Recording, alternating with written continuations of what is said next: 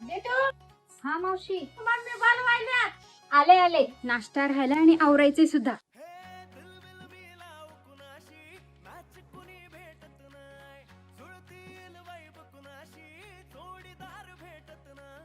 देदू आले आले झालं नाही का? मावशी, 2 मिनिटं. 2 मिनिटं.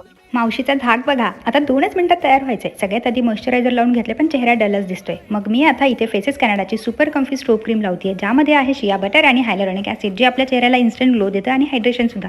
जिकडे लावले तो चेहरा किती चमकतोय आणि दुसरी बाजू डल. पूर्ण चेहरा चमकून मी लावते फेसेस कॅनडाची super comfy matte wow lipstick, ज्याचा शेड आहे कोकोआ क्रश.